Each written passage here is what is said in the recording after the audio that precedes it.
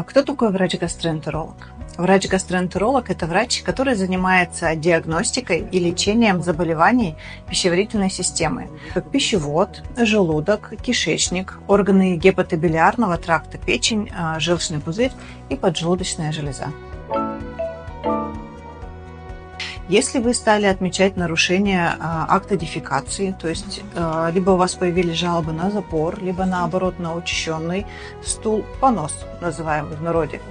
Если вы заметили повышенную утомляемость, и при этом у вас нарушился аппетит, появилась какая-то тошнота, подташнивание, да, периодически даже рвота.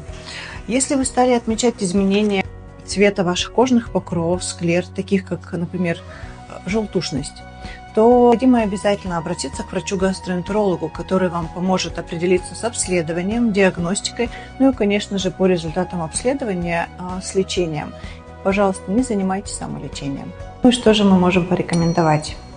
Во-первых, будьте активны, занимайтесь спортом.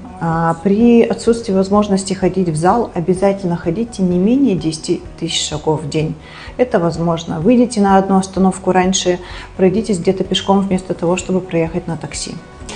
Питание – это основа всего. Питайтесь рационально, питайтесь правильно, не менее 5-6 раз в день, это с учетом основных приемов пищи и перекусов. Обязательно пейте воду, самую обычную чистую воду, не менее 1,5 литра воды. Ну и что же мы можем вам еще посоветовать? Принимайте БАДы и не увлекайтесь приемом витаминов без рекомендаций вашего врача. Будьте здоровы, ждем вас в нашем центре.